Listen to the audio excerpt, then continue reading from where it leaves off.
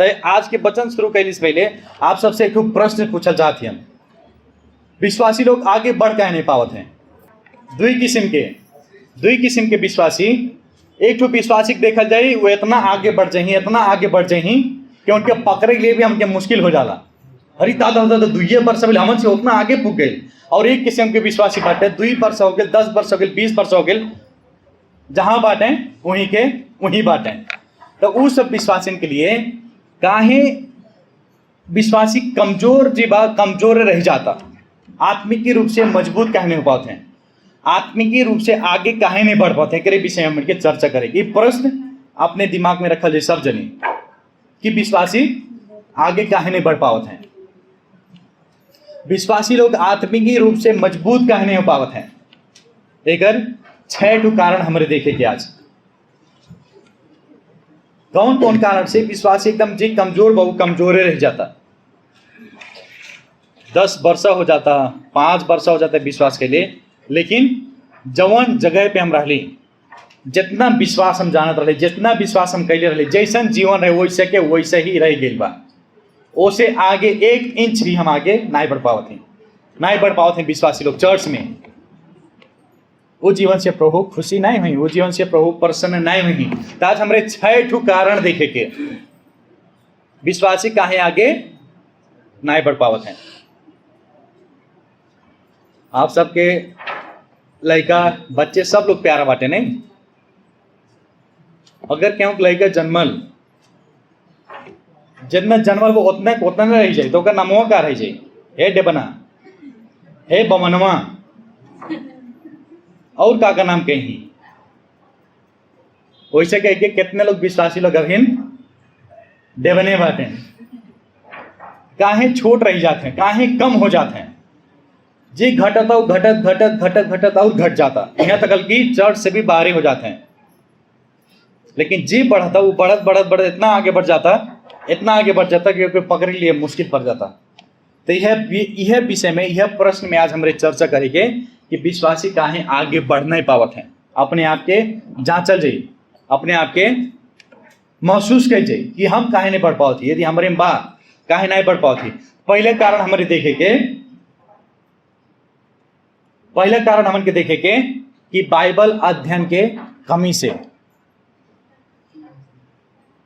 हमारी कबो संगति कही जाला, रेगुलर चलल जाला, संगति आवल जाता, सब बड़ा हमारे सोचे लगे जाला, स्वर्ग सोचे लगे कि अरे बाप प्रभु वही ही, प्रभु के दूसरा आगमन हुई, प्रभु जल्दी आए वाला बाटे, प्रभु के साथ में स्वर्ग में रहेंगे, प्रभु के साथ में ऐसा रहिए वैसन रहे। ये बड़ा बात हमारे सोचे लगे जाला। लेकिन छोट बात हमारे नजरअंदाज के दिया जाला का बाइबल अध्ययन। ज्यादा लोग के जीवन में हम यहाँ बता सकिला, कह सकिला ये एकदम 100% सही बा। कितने लोग के जीवन में बाइबल अध्ययन बटले नहीं बा। यहाँ जितने लोग भी बाटी, हम आप सबसे नहीं पूछल चाहती, हम आपके नाम भी नहीं जाने चाहती, लेकिन अपने आप भी जांच जा कितने लोग यहाँ हुए हैं कि निरंतर रूप से बाइबल अध्ययन उस सबके जीवन में बटले नहीं बा। अब जे पढ़े वाला बकरे जीवन में, लेकिन जे पढ़े वाला नहीं बा वो वचन असल तरीके से सुनबो नहीं करें। एकर कमी से का होला, विश्वासी लोग आगे नहीं बढ़ पावे। वचन ही खाली हमन के सुधार सकला, वचन ही खाली हमन के मुक्ति के रास्ता पे चला सकला। काहे से कि वचन में का बा, परमेश्वर के सारा विचार बा, परमेश्वर के सारा बुद्धि बा, परमेश्वर के सारा ज्ञान बा।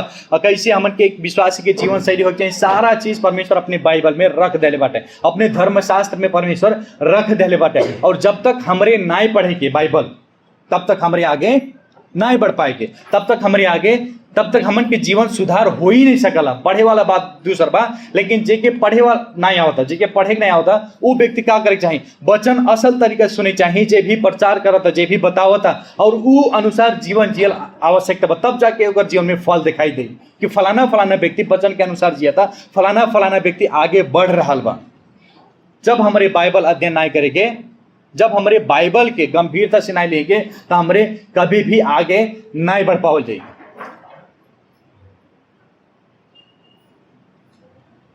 शरीर के विकास के लिए हमन के खाना खाइला आवश्यकता बा। हमारे खाना खाए जाला, किस्म के खाना खाए जाला, तब जाके हमके शरीर हष्ट पुष्ट स्वास्थ्य रहला। लेकिन वैसे कह के आत्मा के अगर हमन के स्वस्थ रखल जाता चाहल जाता तो हमन के बाइबल अध्ययन के बहुत जरूरी बा। बाइबल के जानल बहुत जरूरी बा। प्रभु के धर्मशास्त्र के बुझल बहुत जरूरी बा। प्रभु के धर्मशास्त्र के अनुसार चलल बहुत जरूरी बा। एकरी कारण से आगे नहीं बढ़ पाते हैं विश्वासी लोग। जिकरे जीवन में बाइबल अध्ययन नहीं बा वो आगे नहीं बढ़ पाई। दूसरा तिमोथी 3:16-17 में का लिखले बाटे तिमोथी, निकाल जो सब जनी आप, शायद सब जनी की पद मालूम हुई, लेकिन हमें नजर गड़ा के पढ़ ले बाबिन तक देखा जाता है। 2 तिमोथी 3:16-17 सबके मालूम हुई वचन। तिमोथी के पावल बतावत हैं कि जौन परमेश्वर वचन दहले बाटे वो वचन का हो, परमेश्वर के द्वारा लिखल वचन हो। ये के हो मने आके अपने मन गढ़ंत कहानी नहीं लिखल वचन हो, लेकिन परमेश्वर लिखवैले बाटे अपने प्रेरणा से, अपने स्वयं पवित्र आत्मा के भरपूरी में व्यक्ति से लिखवैले बाटे, कहा बाटे ई परमेश्वर के ही लिखल वचन हो।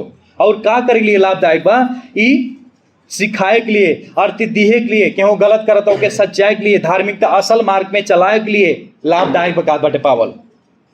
जब ऐसा हो ही विश्वासी लोग तब कभी बल्ले जाके परिपक्व हुई, बल्ले जाके मजबूत हुई, बल्ले जाके आगे बढ़ी। तब जब वचन सीखी, जब वचन के अनुसार चली, जब वचन के अनुसार सुनी, जब वचन के अनुसार सच्चे ही अपने जीवन के, तब जाके वो विश्वासी परिपक्व हुई। तब अगर ये सब काम नहीं होता वचन के अनुसार तो हमारे परिपक्व कभी भी नहीं हो पाएंगे। भजन संग्रह 119 अध्याय के 105 पद में ऐसा बतैले बाटे भजनकार कि वचन का हो हमन के पैर के लिए, हमन के रास्ता के लिए का हो, बत्ती हो। मत्ती 4 अध्याय के 4 पद में प्रभु के जब परीक्षा भइल का करे बाटे प्रभु, मानिस केवल रोटी से नहीं लेकिन परमेश्वर के वचन से भी, परमेश्वर के मुंह से निकलल वचन से भी, मुंह से निकलल वचन भर नहीं, हर एक वचन से भी का रही सकला, मने जीवित रही सकला। देखा जाता है इतना गंभीर वचन, इतना सीरियस वचन। अगर केहू जीवन में बाइबल नजरअंदाज होता, अगर केहू जीवन में बाइबल अध्ययन के कमी बात समझ लिया जा, वो व्यक्ति आगे कभी भी नहीं बढ़ पाए। एक नाते प्रिय लोग, आप सबसे हमारी विनती, हमारे बाइबल पढ़ल जाता नहीं रेगुलर डेली, हमन के रीडिंग प्लान भी बनल बा एक वर्ष में पूरा बाइबल ओरवाए के, वो हमें कितने जनी सहभागी बाटी, कितने जनी नहीं बाटी। तो खाली जब आप सब वचन पढ़ल जाता है, जब बाइबल अध्ययन कर जाता है, तो खाली कोटा पूरा करे के लिए 4 अध्याय भरने पढ़ जाए, लेकिन कितना भी थोड़ा से वचन पढ़ लो के गहराई से पढ़ जाए। क्या कहीं चाहते प्रभु, प्रार्थना के साथ में परमेश्वर से अगुवाई मांग के वो वचन के पढ़ल जाए और परमेश्वर से पूछा जाए, परमेश्वर हमारे जीवन में क्या कमी बाबू, कमी के पूरा कर जाए आपके वचन के द्वारा। और सके सम्मा का कह जाए वचन के याद करे के कोशिश कर जाए। हम जवान संगति में चलाओ थी, लगभग सब लोग के एक एक पुस्तक दिया बा, हालांकि ये बंद हो गई बा बहुत सारा मीटिंग के कारण। सब जवान लोग एक एक पुस्तक संकल्प कैले बाटे याद करे के, जैसे कि हम एफिसी के पुस्तक पूरा याद करती, 1 अध्याय से लेके 6 अध्याय पूरा याद करती, और केहू मत्ती के याद करा था, केहू पहले थेसलोनी की याद करा था, केहू पहले यमुना याद करा था, ऐसे करत करत पूरा वचन ही याद करेगा बा। मेहरारू काकी लोग, मैया लोग सोचत हुई हमारे तो मेहरारू हो जाला, चूल्हा चौकी बर करे एक हमन के घर में एक ठो दीदी रहलिन, एक ठो मैया, दीदी नहीं हमार तो मैया के मैया लगी हूँ अभी संसार में नहीं बाटिन। सूजन नाम रहे उनके, आप सबके विश्वास नहीं हुए, हमारे सोचल जाला एक पद याद करे लिए कितना अठारो होता, लेकिन सूजन नाम के वो मैया रहलिन, विदेश के रहलिन, आप सबके विश्वास नहीं हुई। उत्पत्ति से लेके प्रकाश तकल जितने भी बा वचन है पूरा है खड़े, उत्पत्ति से लेके प्रकाश तकल पूरा अपने दिमाग में रट ले रहलिन। उनकी नींद से भी उठा पूछा तब पर भी कहाँ से पूछे बा, वो जुरंत बता दिए अपने मुंह से, बाइबल खोले ही नहीं पड़त उनके, तो बहाना केहू के लिए भी नहीं बा। वचन गहराई से पढ़ल जाए, खाली सर के पढ़ल जाए, गहराई से पढ़ल जाए और सके समय वचन याद करे की कोशिश कर जाए। ये रहा पहले कारण। अब दूसरा कारण हम दूसरा कारण हमके देखे के, पहले कारण का हो कहीं विश्वास नहीं बढ़ पाते आगे, उस सबके जीवन में वचन नहीं बा। दूसरा कारण हमके देखे के, उस सबके जीवन में प्रार्थना ही नहीं बा। कितने जन यहाँ बाटी रेगुलर प्रार्थना कर जा, हम पूछत नहीं हाथ न उठावल जाए। कितने जन यहाँ बाटी रेगुलर प्रार्थना कही जाला, कितने जना यहाँ बाटी कि जब आवश्यकता पड़ी तब भर प्रभु कहाँ चल गईला, स्वर्ग के फाटक खोल के निकल जाता नहीं, हम बहुत दुख में बाटी, बहुत कष्ट में बाटी, प्रभु आवाज नहीं आता आपकी, कहाँ बाटा प्रभु। दो किस्म के विश्वासी, एक ठो निरंतर चाहे जो काम छोट से भी छोट काम में प्रार्थना करे वाला विश्वासी, एक ठो विश्वासी अरे मैया ओ मैया पेट पिराता प्रभु कहाँ बाटी आप, सब तो करत ही, हम संगति जात ही, वचन पढ़त ही, हई करत ही, हऊ करत ही, फिर भी हमारे जीवन में दुख होता, फिर भी हमारे जीवन में कष्ट आवता। इस तरीके की प्रार्थना प्रभु ना मांगत है। प्रार्थना का मतलब क्या हो? प्रार्थना के मतलब घंटों घंटा आंख बंद करके रातों दिन 24 घंटा इनाय कोठरी में जाके बंद होके प्रभु प्रभु करे बा, लेकिन निर्भर होके सीखे परी विश्वासिन के। चाहे जो भी हमारे काम कर जाते, हे प्रभु आपके सहायता, यह हो प्रार्थना, यह हो प्रार्थना। सब कुछ काम के लिए परमेश्वर में निर्भर भइली प्रार्थना हो, और दूसरा कुछ नहीं हो।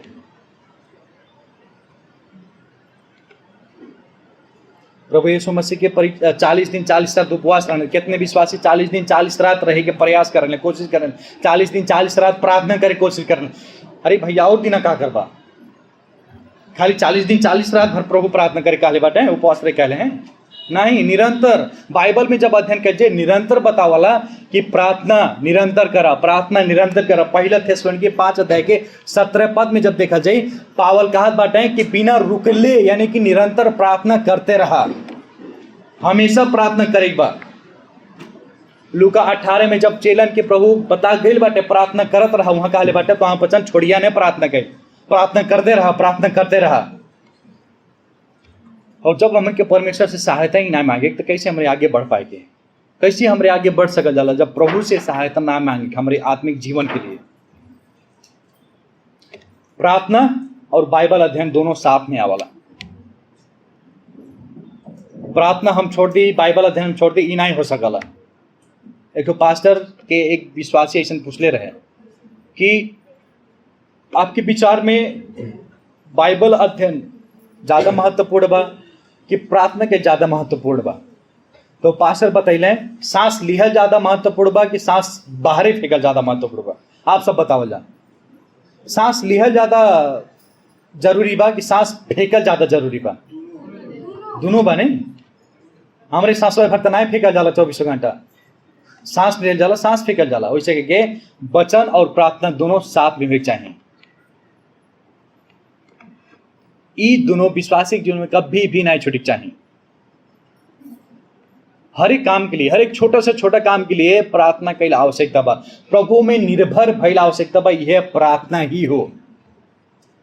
क्यों हॉस्पिटल जाए वाला बा, इनाय बा चला आधा घंटा बैठ के प्रार्थना कर जा, प्रभु से सहायता मांगल जा, प्रभु हमारे जाए जाता सहायता कर जा, वहाँ हॉस्पिटल के बारे में प्रभु आप सब कुछ अनुग्रह कर जा, लेके जाए जा। यह हो प्रार्थना, निर्भर हो के सीखल जा प्रभु में। हर एक काम के लिए प्रभु में निर्भर हो, घर से निकल जा, चाहे तो हम खेती पाती कह जाता, आप सब अपने घर में बैठल जाता, बच्चन के सिखाओ जाता, प्रभु से प्रार्थना करे सिखाओ जा, घर से निकले टाइम में भी प्रार्थना कर जाए, यह प्रार्थना हो। और जब तक हमन के जीवन में प्रार्थना नहीं तब तक हमन के आगे नहीं बढ़ पाएंगे। प्रार्थना काल की क्यों क्यों काले बा कि हमन के का हो, विश्वासी के आत्मिक जीवन के सांस हो। सांसें नहीं बत कैसी जिए हमरे?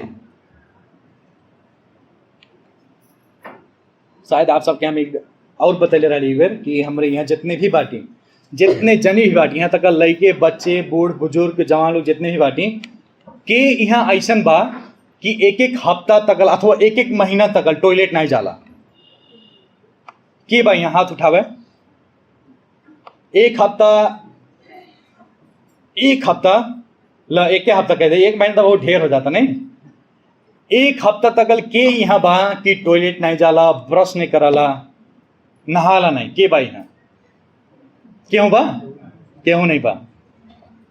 तो हम बहुत अचंभ, बहुत दुखित होली जब हम सुनीला कितने विश्वासी के जीवन में वर्षों वर्ष बीत जाला, महीना महीना बीत जाला, कहे हम प्रार्थना में नहीं करीला। अरे होशिया उतर जाला, अरे हैसन काम पर जाला, अरे होशन काम पर जाला। बाइबल पढ़ा था, अरे बाइबल वो नहीं पढ़ पाओ थी। जब हमारे एक हफ्ता बिना टॉयलेट के लिए नहीं रह पाओ जाला, एक हफ्ता बिना ब्रश के लिए नहीं रह पाओ जाला, तब महीनों महीना वर्षों वर्षा हमन के आत्मिक जौन जीवन बा ओकर लिए दवाई बिना खैले कैसे रह पाओ जाता? हम तो बहुत बहुत अचंभ मानी जा। बिना प्रार्थना के लिए, बिना बाइबल अध्ययन के लिए कैसे हमारे महीना महीना वर्षों वर्षा बिता दिया जाता?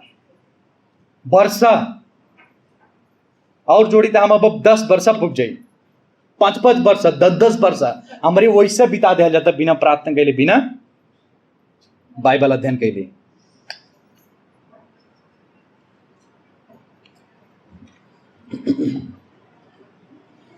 जिसे दानियल अपने जीवन में प्रार्थना के समय तोकले रहले, वैसे आप सबके भी एक निश्चित समय हो चाहिए प्रार्थना के।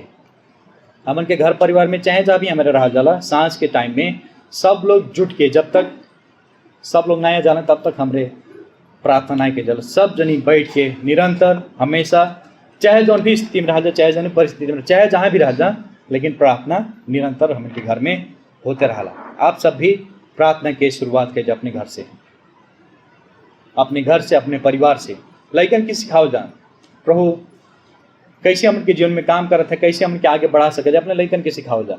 जब स्कूल जाते हैं उन्हें बताओ जा बाबू प्रार्थना कही जा। जब घरे आवते हैं स्कूल से बाबू प्रार्थना कैला। जब कहूँ भी जाते हैं लड़कन के सिखाओ जा बाबू प्रार्थना कैला। अपने स्वयं उदाहरण से बट दिखाओ जा। अपने कहूँ जाए जाता तब प्रार्थना कहीं नहीं करते, तब लड़के देखी सीखी।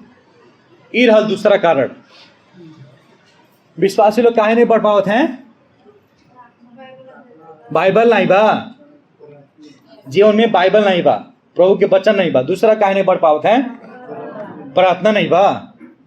का करी हम? अब हमारे तीसरा कारण में चले के, काहे विश्वासी नहीं बढ़ पावत हैं?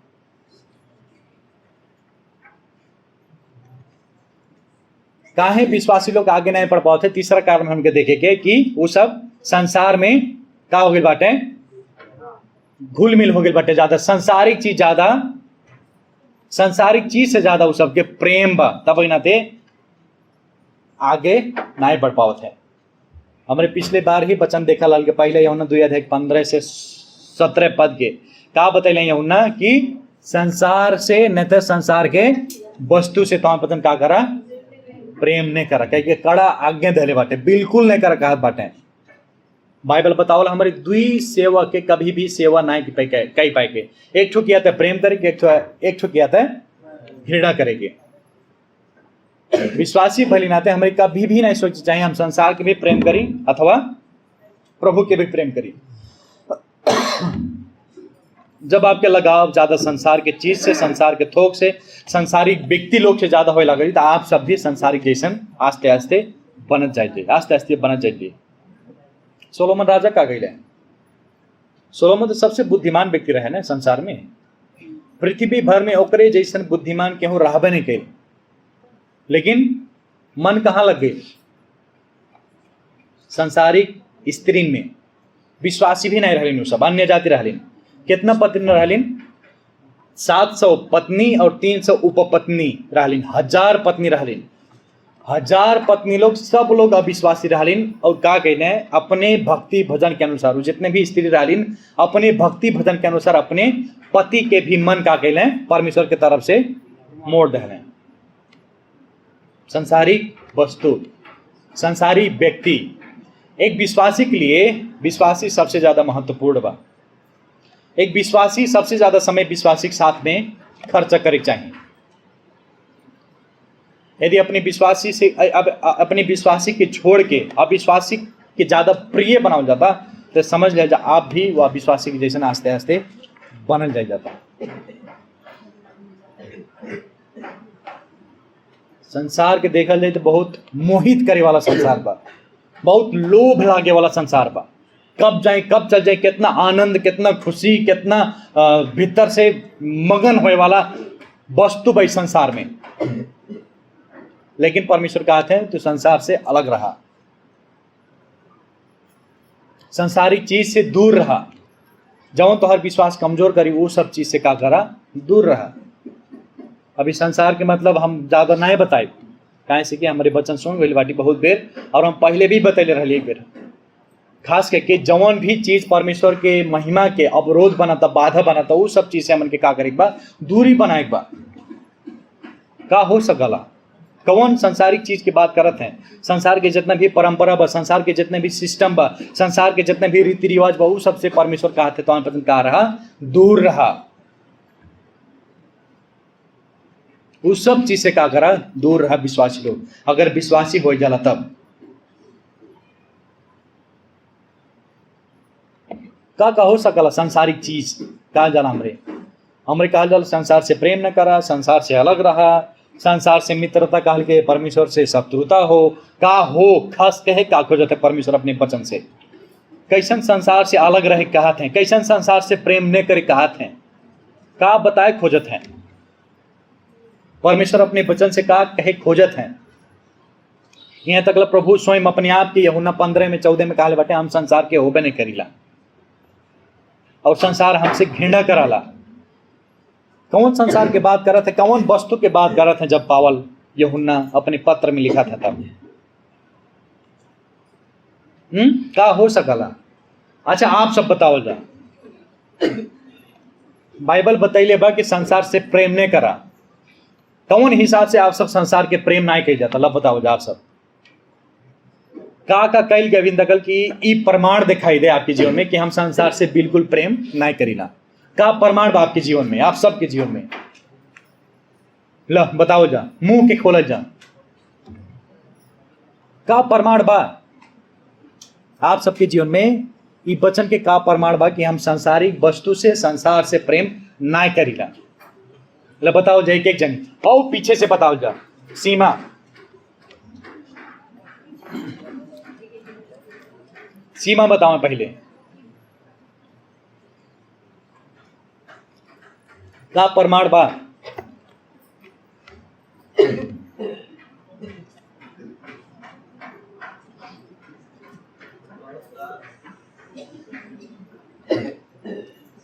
का करी, कहाँ जाही, छोड़ के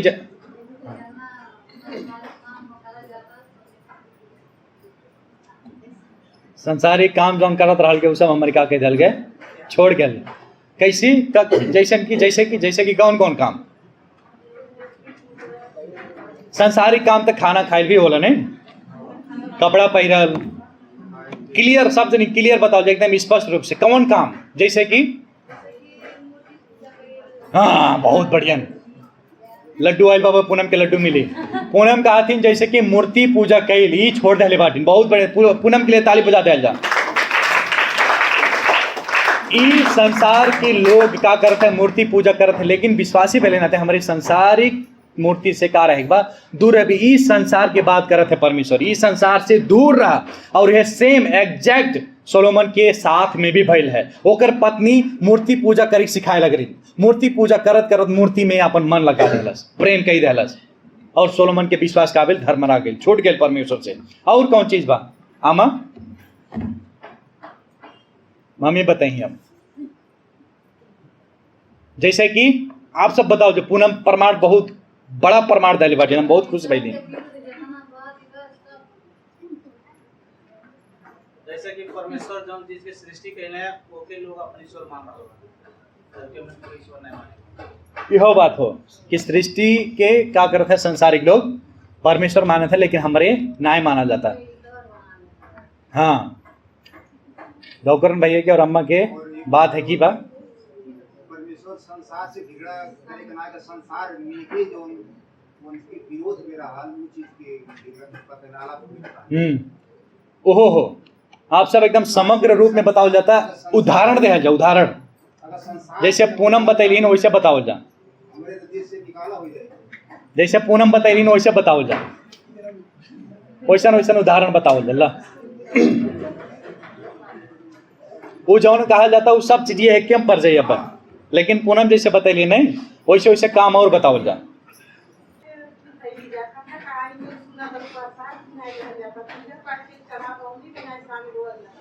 सही बात हो, क्यों पूजा पाठ, सही बात है। टीकर के टोली सावल बहुत ढेर,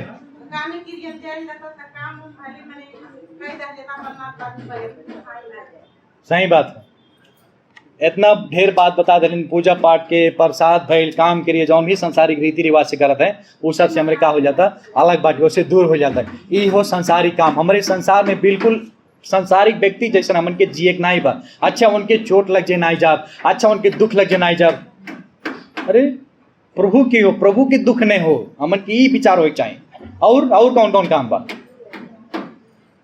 जे बोल भइल बा कृपया कह के नहीं बोलल जाए, दूसरे के मौका दिया जा। हमारे ख्याल से एक और काम परी सांसारिक काम में, संगति के समय सूते वाला काम।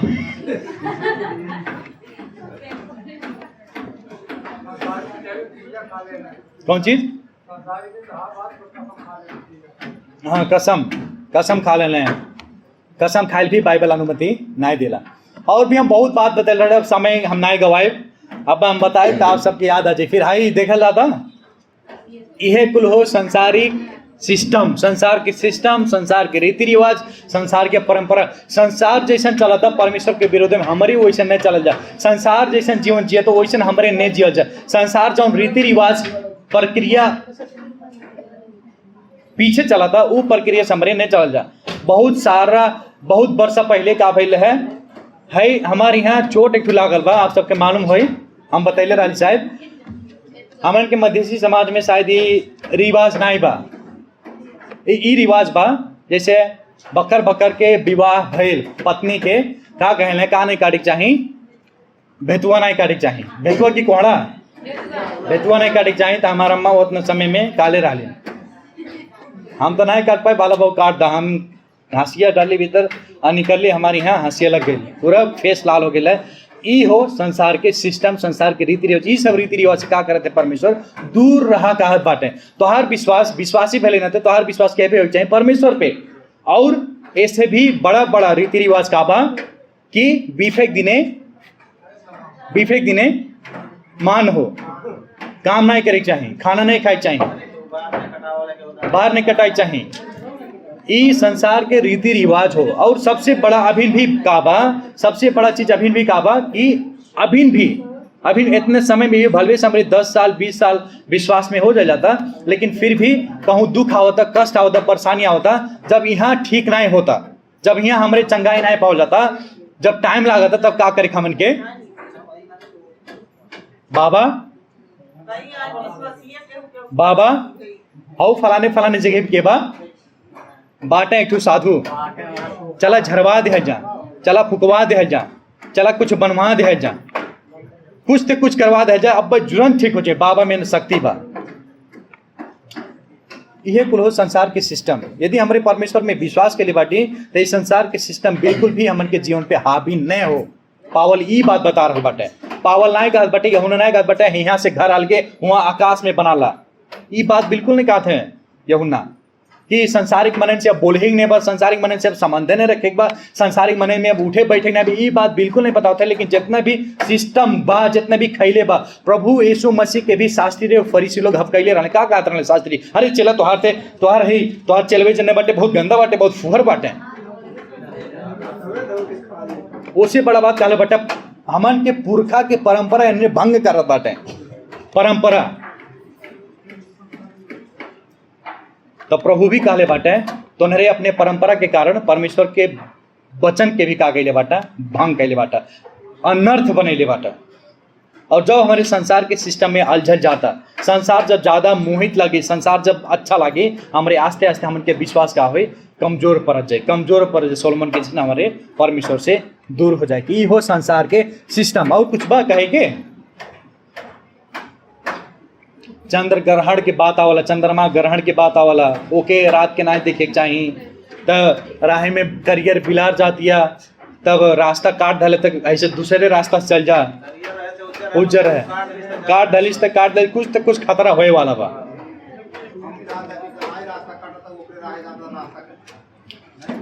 तो ई हो संसार के सिस्टम।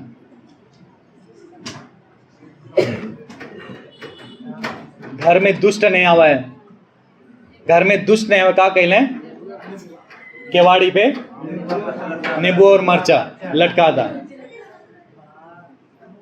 ई कुल हो संसार के रीति रिवाज, संसार के परंपरा। वो हो जाए एक बगले नींबुआ एक बगले मरचा लगा दे, तब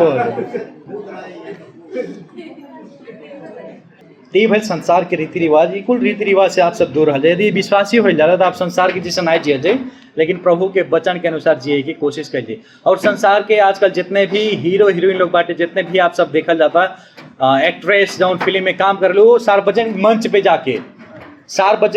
पे जाके इंटरव्यू दे लें और बतावे लें सबके सामने कि हमार बिटिया जब बड़ा हुई तब चाहे जितना लवंडन के साथ में घूमे चाहिए हम ओके अनुमति दे, हम में ना फर्क पड़ी, वो ओकर जीवन हो जी सके।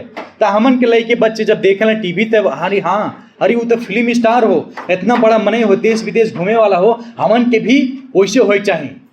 इस संसार के सोच, संसार के रीति रिवाज, संसार के जितना भी मानसिकता वो सबसे दूर हो पर हमन के अगर आत्मिक रूप से आगे बढ़ल चाहल जाता तब आपके लिए हीरो, फिल्म के हीरो हीरोइन होने, आपके और हमारे लिए हीरो, हमारे के बाइबल के हीरो प्रभु यीशु मसीह होले। प्रभु यीशु मसीह जैसे बतैले, जैसे जियले, जैसे सिखैले, वैसे हमन के भी जियल जरूरी बस। संसार से अलग, संसार के वस्तु से अलग रह के, संसार के सिस्टम, संसार के रीति रिवाज, संसार के परंपरा से अलग रह के हमन के जीवन जिए, तब जाके हमन के आत्मिक रूप से आगे बढ़ पाए के। संसार के सेवा तो करी बा, लेकिन परमेश्वर के सेवा सबसे महान बा, सबसे आगे बा। ई रहल तीसरा तरीका, कारण। अब चौथा कारण का हो, कौन कारण से विश्वासी आगे नहीं बढ़ पावल है? जब कोनो भी विश्वासी निरंतर रूप से पाप में जीवन जियला तब आगे नहीं बढ़ पावला। यशायाह 59 अध्याय के 2 पद में ऐसा बताइल बा कि पाप का करला, परमेश्वर से हमन के का करला, अलग करला। जब हमारे जीवन में पाप रही, हमारे निरंतर जीवन पाप में जिया जाता, तो समझ जाए हमारे आत्मिक रूप से कभी भी आगे नहीं बढ़ पाएंगे। परमेश्वर अपने वचन में स्पष्ट रूप से बता दे बाटे। परमेश्वर इतना पवित्र बाटे, परमेश्वर इतना पवित्र बाटे, वो पाप बिल्कुल भी नहीं देख सकेले। और कितने लोग पुराने नियम में का, नए नियम में भी एक प्रतिफल भोगले बाटे। पाप के कारण उतने समय में ही वो सबके मृत्यु दंड दिया बा, मृत्यु में पड़ल बाटे। कहूँ जमीन खा गई बा, कहूँ आकाश से अग्नि गिरल बा, कहूँ जल परले आयल बा, कहूँ जुरंते वहीं गिर गए बाटे, मर गए बाटे। काहे? पाप के कारण ही, पाप के कारण। यदि पाप में जीवन हमारे जियल जाता तो समझ ले जा हमारे आत्मिक रूप से कभी भी आगे नहीं बढ़ पाएंगे, कभी भी नहीं बढ़ पाएंगे।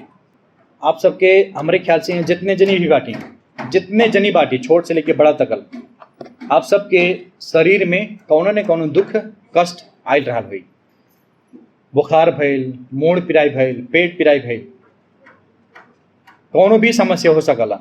यहाँ कितने लोग बाटी, ईमानदारी के साथ बताओ जे, कितने लोग यहाँ आप सब बाटी मौजूद कि जब आपके मूड पिराला, जब आपके पेट पिराला, जब आपके बुखार आवला, कितने लोग चाहल जाला कि नहीं बुखारवा आयल बे 1 महीना और रह जात बहुत बढ़िया रहा। क्यों चाहला यहाँ बा? क्यों हाथ उठावे? जुर्त दवाई करावे, हॉस्पिटल भागे ने, जुरंत के जुरंत बिना कोनो ढिलवाही कैले। क्यों भी यहाँ नहीं बा? अच्छा ठीक बा, पौना आयल बाटे 1 महीना के लिए, 2 महीना रह जा, खा पिए, का हो दुखे तो हो, पौना होले हमार। केहू भी नहीं भाई सोचे, इस कभी भी नहीं सोचिए। आज तुरंत दुख परत हमारे भाग्य के हॉस्पिटल में, फार्मेसी में दवाई ली है, मूड पीरा तो रोए लगे, चिल्लाए लगे, हमसे सहन नहीं होता। कितने लोग मेडिकल में आवल हैं, ई कहत चिल्लात रोवत कि पाओ हमें जहर के सुई लगाता। अरे मैया में हमार देहिया कांप जाला, कहना हम ही दुखा सही नहीं पाओ थे, हमें तो जहर की सुई लगाता, अब मर जब तब भी ठीक हुई। इतना दर्द जब सहले मने, वैसे कह के विश्वासी जीवन में यदि पाप बा, अगर सच विश्वासी हो तो पाप में जीवन जी नहीं सकी। अगर विश्वासी हो बाई चांस मिस्टेक से पाप हो जाता तो समझ ले जा वो विश्वासी के पाप भी रोग जैसन लागे। कब हमारे शरीर में से निकल जा, कब हमारे मन में से निकल जा, कब हमारे जीवन में से निकल जा, हमें ही निकाले, हमसे ही छुटकारा चाहिए तो चाहिए। प्रभु के पास में जयबे करी, हे प्रभु हमें पाप से का कह छुटकारा कह जा, हम पाप में जीवन नहीं जी पाए। और जब हमन के पाप में जीवन नहीं जिए के, तब जाके हमरे आत्मिक रूप से आगे बढ़े के। समझा जाता आप सब?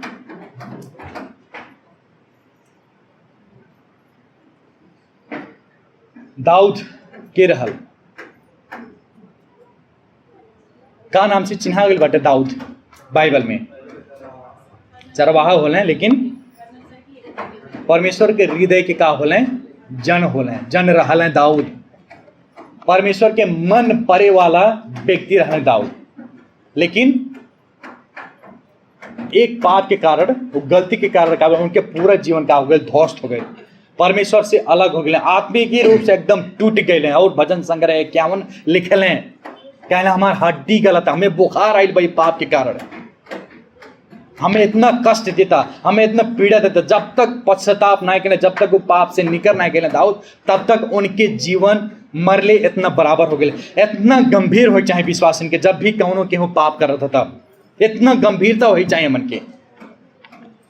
हमन के सोचल जाला अच्छे झूठ हो, झूठे तो बोल दे का फर्क पड़ी, लेकिन झूठ बोलने से बाइबल बतावला पवित्र आत्मा दुखित हो लें। कौनो भी पाप के लिए से बाइबल बतावला पवित्र आत्मा दुखित हो लें। पाप के भी रोग के जैसन लिया जब विश्वासी लोग, यदि कौनो भी पाप आपके जीवन में, तो उतने समय में ही जगह की जगह में ही पश्चाताप के जब प्रभु से सहायता मांगा जाए, अपने पास्टर से सलाह के जाए। यहाँ कितने जनी बाटी ईमानदारी के साथ में बताओ जाए, हाथ में उठाओ जाए, लेकिन अपने मन में सोचा जाए कितने जनी बाटी जब केहू पाप में गिरल बा, जब केहू गलती कैले बा, जब केहू परमेश्वर के विरुद्ध में गलती कैले बा, कि अपने पास्टर से सलाह ले बा,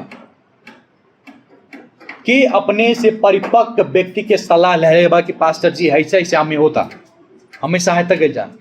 अगर पास्टर से मौका नहीं मिला तो भेंट घाट करे तो जे परिपक्व विश्वासी बा उस सबसे कितना सलाह ले बाटी आप सब, जब कबो पाप के जाता, जब कबो गलती में गिरल जाता, तब अगर ऐसा तरीका की सलाह ले बाटी तो परमेश्वर के धन्यवाद हो, परमेश्वर के महिमा मिले।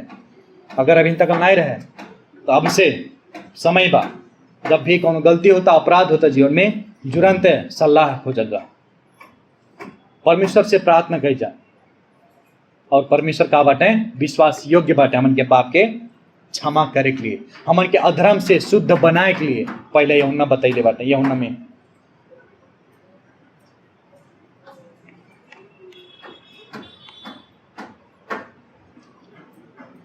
ई रहल चौथा कारण। अब हमन के पांचवा कारण देखे के,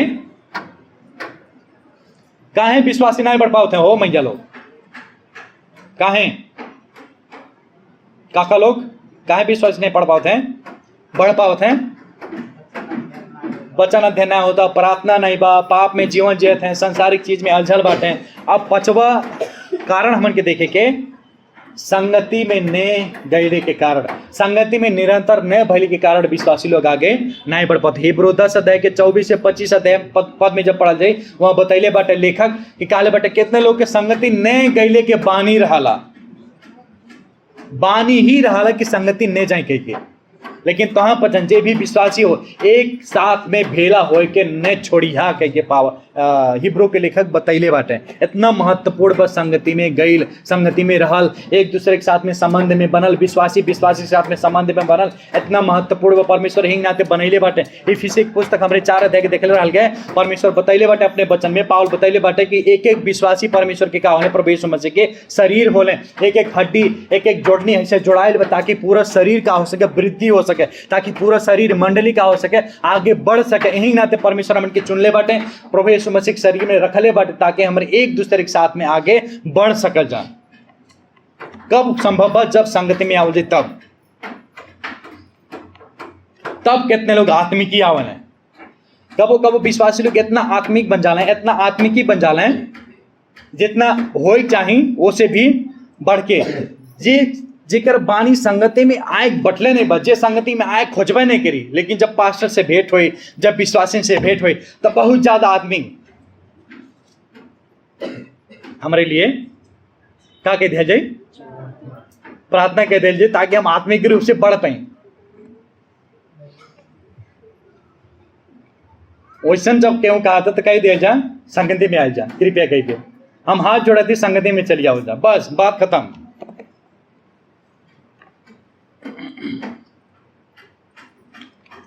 प्रेरित 2 अध्याय के 42 पद में शुरुआती चर्च जितने रहले का करत रहले, एक साथ में भेला होत रहले, साथ साथ में संगति करत रहले, साथ साथ में प्रार्थना करत रहले, साथ साथ में प्रभु भोज भी मनावत रहले, खात रहले, और हर एक के घर घर में संगति करे जात रहले। और हितोपदेश भी बताइली बा 27 अध्याय के 17 पद में, लोहा के का कराला, काटा ले लिखल बा,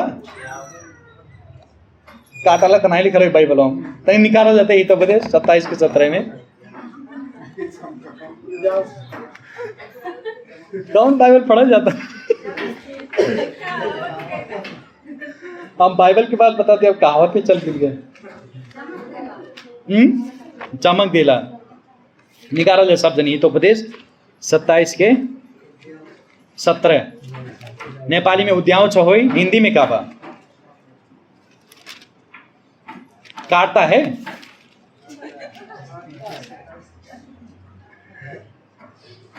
सत्ताईस के 17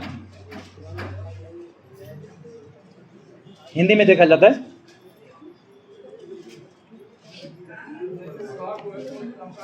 चमका देता है, जैसे अम्मा कालीन चमका देता है। देखा जा, काटता है नहीं, काटे काम नहीं अंकल, काटे छाटे काम नहीं बा, लेकिन एक विश्वासी दूसरे विश्वासी का कौन काम बा? चमकाए के काम बा। तो देखा जाता तब बस संभव हो सके जब हमारी निरंतर संगति में बनल रहे, तब जब हमारी संगति में रहेंगे तब जाके आत्मिक रूप से आगे बढ़ सकेंगे। यही नाते आप सब अपने घर से ही शुरुआत कर जा। संगति के शुरुआत घर से ही कर जा। रोज एक अध्याय पढ़ जा, एक आपस में समय बिताओ जा, प्रार्थना कर जा। ये रहा पांचवा तरीका। अब अंतिम तरीका हमन के देखे के छठवा तरीका नहीं, कारण कौन कारण से विश्वासी आगे बढ़ना पाता है। पहला कारण का रहल विश्वासी के जीवन में बाइबल अध्ययन नहीं बा, यही ना तो नहीं पढ़ो। दूसरा कारण प्रार्थना के जीवन नहीं बेकरी कारण नहीं पढ़ो। तीसरा कारण संसार ज्यादा प्रेमी बा, संसार ज्यादा असल बा विश्वासी, यही नाते नहीं पढ़ पाओ थे। चौथा पाप में जीवन जियत बाटे, यही नाते आत्मिक रूप से आगे नहीं बढ़ पाते। पांचवा का देखल के संगति के अभाव, यही नाते वो सब आत्मिक रूप से आगे नहीं बढ़ पाते हैं। अब अंतिम हमारे देखेंगे सेवा न कैले के कारण। एक दूसरे के सेवा न कैले के कारण आत्मिक रूप से विश्वासी लोग आगे नहीं बढ़ पाते हैं। अगर हमारे विश्वासी अपने आप के विश्वासी माना जाता तो हमन के पहचान का होनी चाहिए? सेवा। अगर अपने आप के प्रभु के बेटवा और बिटिया माना जाता तो हमन के पहचान का होनी चाहिए? दूसरे के सेवा कैल। सेवा लिहल नहीं देखल जा, सेवा लिहल नहीं, लेकिन सेवा दिहे के की रहल प्रभु, की रहले प्रभु। कौनो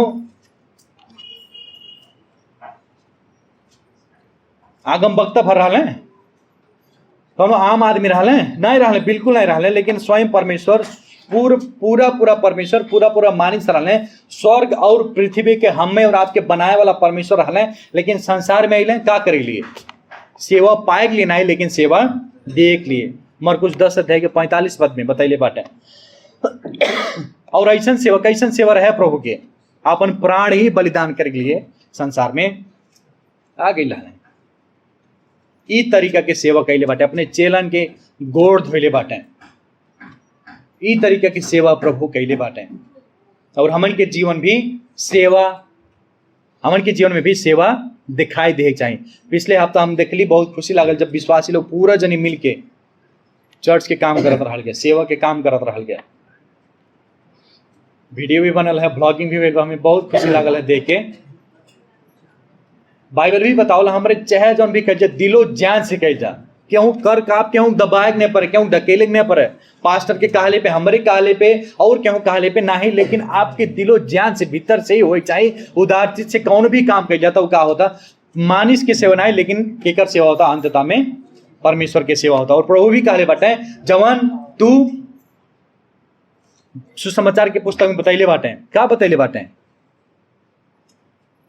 जौन काम भी अपने छोटा से छोटा, अपने भाई के साथ में छोटा से भी छोटा काम कैला, वो क्या साथ में कैला? हमारे साथ में कैला। तब पूछिए, अरे प्रभु हम तो आपकी सेवा नहीं कैली, हम तो आपके देखली भी नहीं। तब कहीं प्रभु जब अपने भाई के जेल में भेंट घर कैला, क्यों उस भेंट होता नहीं? शायद क्यों बाटे हमन के अंकल भेंट होता, हमरे कैसे भेंट कैल जाता? प्रभु के लिए कैल जाता।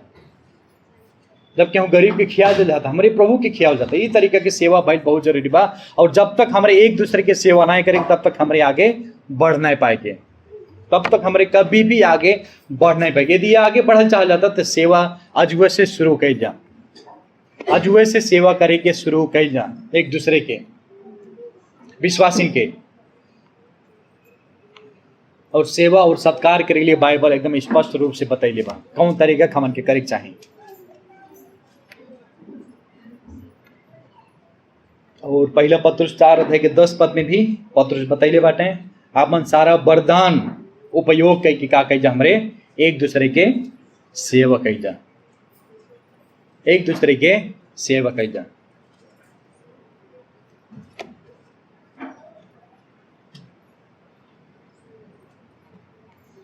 एक नाते प्रिय लोग, आप सबसे हम पहले ही कह रही कि अपन अपन आत्मिक के वरदान के पता लगाओ जा, और आत्मिक की वरदान पता लगैले के बाद में आप का कही जा, सेवकाई में संलग्न हो जा, बाहर जाए जा, अविश्वासी से भेंट कर जा, दूसरे के सहायता कर जा, दूसरे के मदद कर जा, एक दूसरे के साथ में बहुत भी ऐसा आज्ञा दहले बाटे परमेश्वर अपने वचन में, एक दूसरे के साथ में का करेगा, एक दूसरे के क्षमा करा, एक दूसरे के सहा, एक दूसरे को उत्साह दा, एक दूसरे के प्रेम करा, ये सब सेवा के काम हो। यदि ऐसा कही जाता हमरे तब उससे प्रभु के शरीर का हो वृद्धि हो, प्रभु के शरीर का हो आगे बढ़ी, और आप भी हमें जुड़ल बाटी एकरे मतलब आपके भी बढ़ोतरी हुई, आप भी आत्मिक रूप से आगे बढ़ल जाए। तो ये 6 कारण रहे, बहुत कारण ऐसा बा, लेकिन हम 6 कारण तैयार कैले बाटी, और 6 कारण के मुख्य 6 कारण के कारण विश्वासी लोग आज चर्च में अले 10 साल हो जाता, 20 साल हो जाता, लेकिन आगे नहीं बढ़ पाते। पहले कारण हमन के देखल के का देखल गए कि विश्वासी जिनमें बाइबल अध्ययन नहीं भले के कारण वो सब आगे नहीं बढ़ पाते। दूसरा कारण हमन के देखल गए प्रार्थना के जीवन नहीं। तीसरा कारण हमन के देखल गए सांसारिक चीज ज्यादा मोहित बा, सांसारिक चीज ज्यादा मन पर लेकिन आते नहीं बढ़ पाते हैं, संसार में अलझल बाटे, बच गई बाटे संसार में, एक नाते नहीं बढ़ पाते हैं। चौथा मन के देखल गए पाप में जीवन जिये थे, एक नाते आत्मिक रूप से आगे नहीं बढ़ पाते। 5वां हमन के देखल गए